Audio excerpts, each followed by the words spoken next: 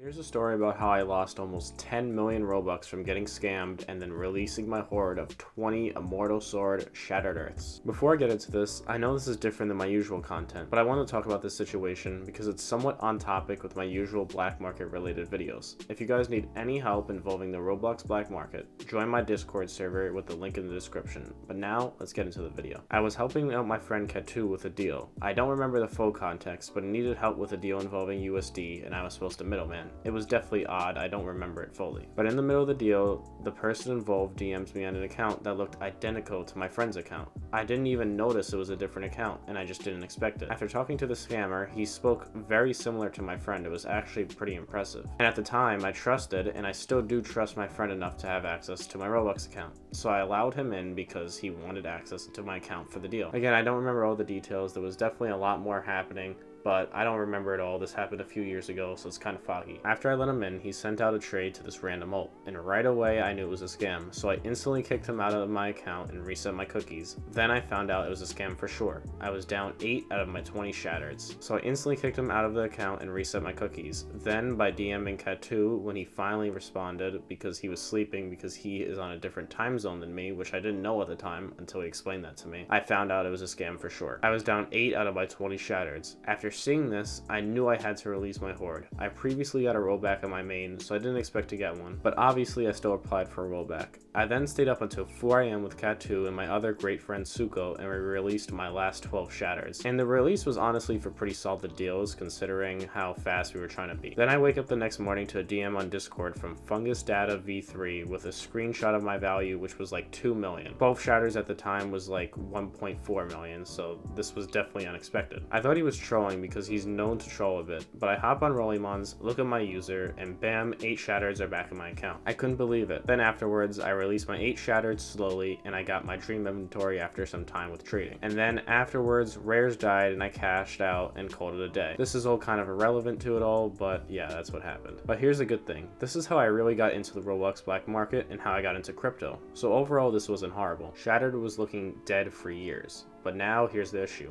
As of the past year or so, rares and semi-rares have exploded. Essentially anything cool has just taken off, and Shattered followed suit. So my Shattered hoard, which was formerly 2.6 million at the peak of me owning, is now worth 11.8 million value, almost 10 million Robux lost. Plus, if I kept my hoard, Shattered might be even better than it is right now, because the current Shattered hoard is much less than 20, which would make it a better, more rare item. It could possibly be like 700k right now. Now, everyone has a misconception that I cashed out those 8 shatters and then rollback, but I didn't. I just got scammed and panicked. What I should have done is I should have waited to see if I got a rollback, but I panicked and it cost me big time. Since that moment, I have not gotten scammed, which is great of course, but this hoard would have been extremely profitable. I choose not to look back on it because my dream inventory currently, if I held it and didn't cash out, which obviously I can't predict the market.